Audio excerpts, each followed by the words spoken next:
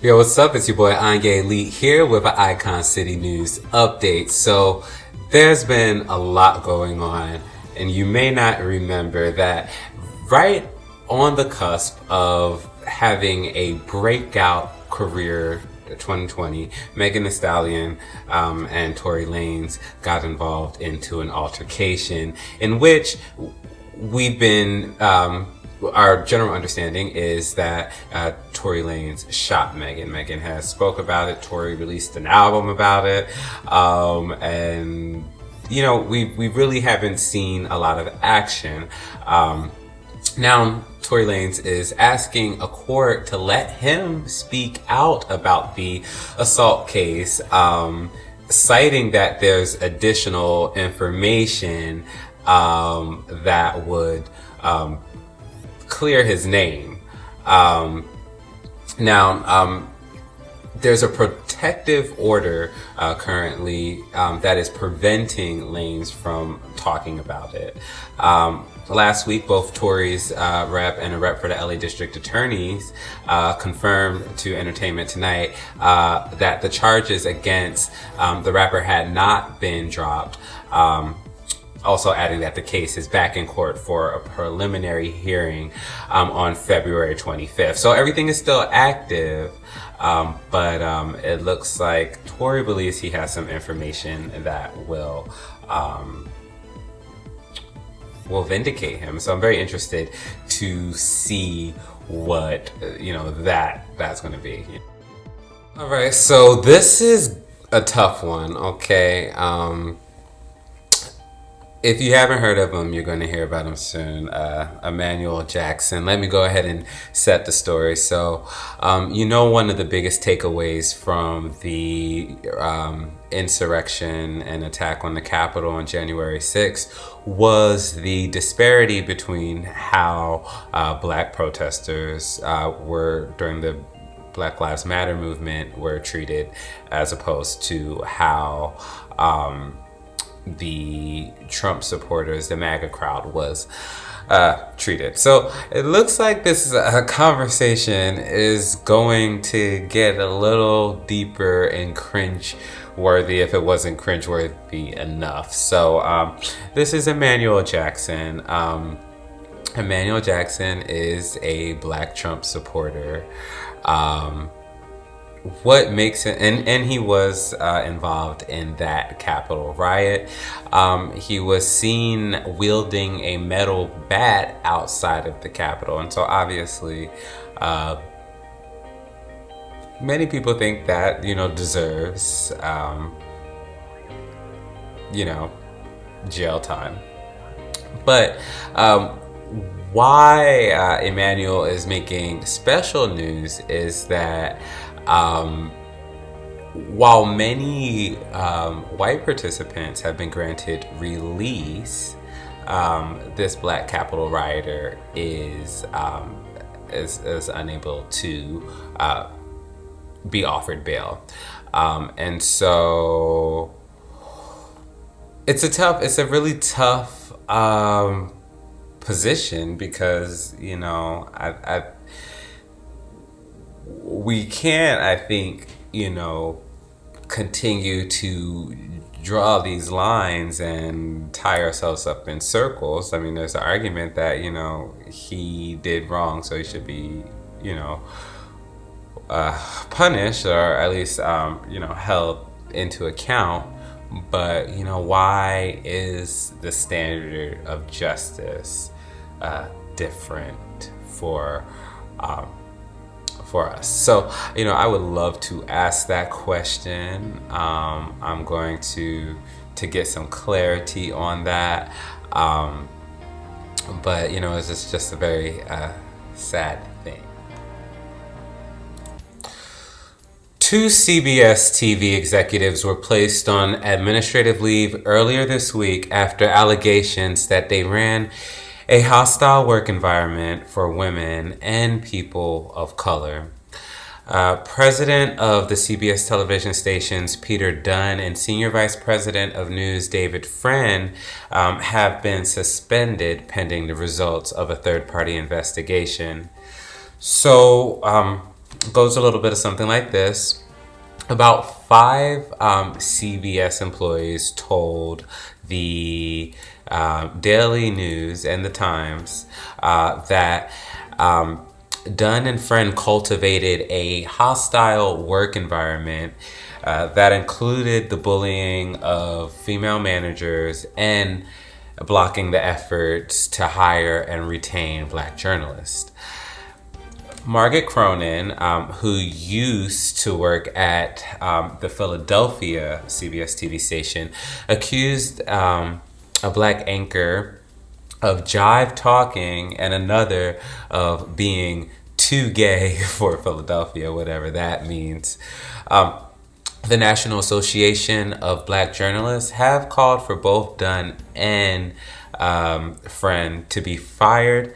In a statement they put out, it reads as follows: "The troubling issues raised in the story are not just confined to one TV station. The National Association of Black Journalists has heard from numerous CBS employees across the country and has been made aware, of multiple incidences and lawsuits and investigations. It is clear," continuing their statement, "that there is a massive problem among CBS owned and operated stations, and in order for the company's culture to be transformed, it must begin with the firing of Dunn and Friend." So we're going to keep an eye on that. Not to say too much about CBS, there's some really cool shows on there. I love The Good Wife and The Good Fight. But, it is important to really just identify who is for us. It seems like a theme for today's show. We'll see if we continue that after this break.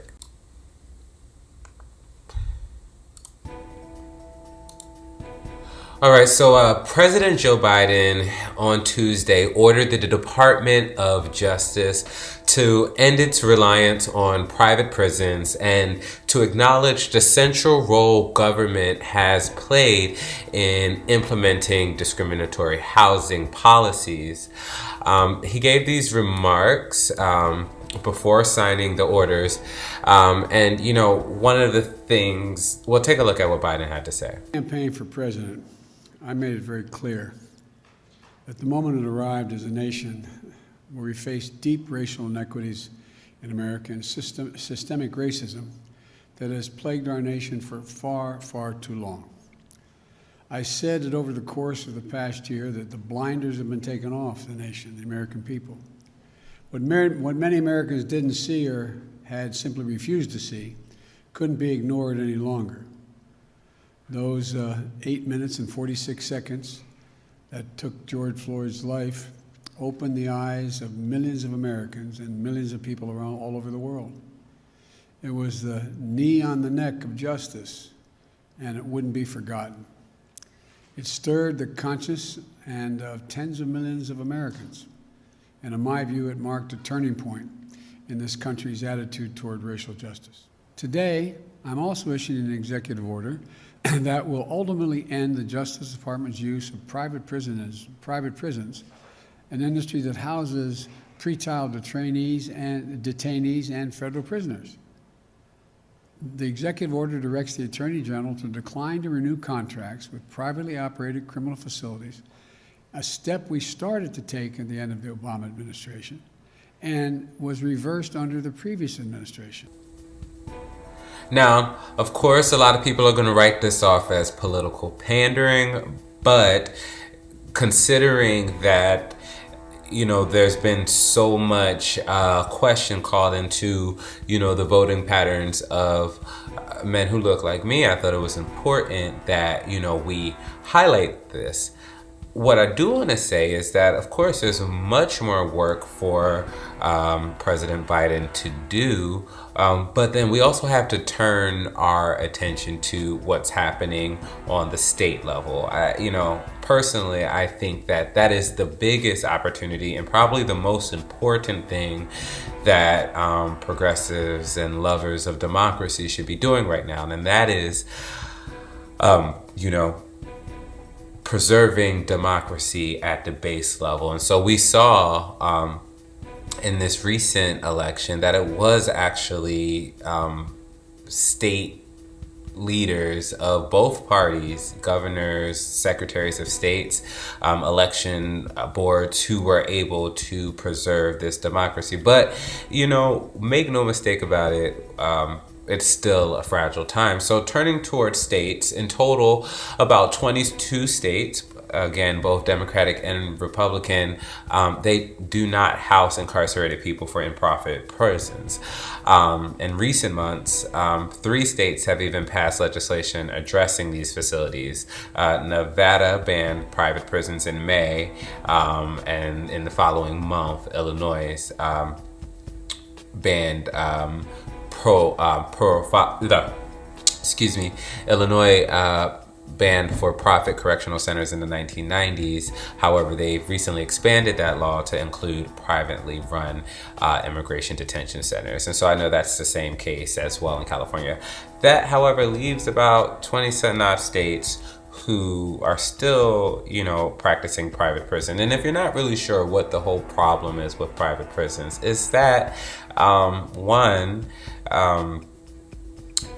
businesses with a profit goal, there's no incentive really to actually rehabilitate offenders and, to have them rejoin society as productive citizens. That's one part of it. Second, the amount of violence and death that occurs without any accountability, is seriously problematic. So I just want to let you know what's happening. I'm going to be bringing you, more news as it relates to the Biden administration, particularly their efforts to combat or, reverse the negative aspects of systemic racism in this country.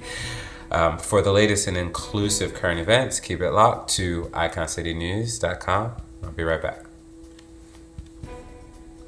Hey y'all, it's me, Samson McCormick. This is your boy Cornell Cecil. I want you to keep it locked with Icon City Entertainment, The Funny Money Rock, and Icon City News, the Icon City Entertainment, for the latest inclusive urban entertainment. For the most inclusive urban entertainment. It's gotten too big. People are speaking past you. They're talking about stuff that you're not even interested in. And so that's what Icon City News is here for. Inclusive current events. Because not only do our stories matter, but also we want to go ahead and put some context on everything that's going around. So I hope you join me for some fair and balanced, no pun intended, reporting at iconcitynews.com. Finally, I want to end on a positive note. My joy for the last 2 weeks has been coming from our new Vice President, Kamala Harris. I want to share with you a story that she shared yesterday while receiving her second dose of the COVID-19 vaccine. She visited the National Institute for Health to receive the vaccination, and there she told a story about how it was a full circle homecoming or reunion of sorts. Check it out. So, growing up, my mother, our mother, would go. We always knew that Mommy was going to this place called Bethesda. Mommy's going to Bethesda. Now, we're living in California. My mother would go to Bethesda. And of course, what she was doing is she was coming here to NIH. And she was in the biochemical endocrinology study section. She was a peer reviewer. And my mother had 2 goals in her life: to raise her 2 daughters and end breast cancer. In fact, little known fact, my first job was cleaning pipettes in my mother's lab. She would take us there with her after school and on weekends. And I grew up then around science in a way that was taught to me by someone who's so profoundly passionate about a gift, which is the gift that scientists give to us, in that their whole reason for being is to see what can be unburdened by what has. You know, I just think that's, you know, really relatable and what we need. You know, what more important than, I guess, this idea of unity is that, you know, American citizens of all stripes need to be reintroduced to their institutions. These institutions aren't shadowy figures behind the scenes. I mean, they were definitely for a period of time, but they do not have to be. Just as Kamala's mother worked at the NIH, now Kamala's back at the NIH as vice president.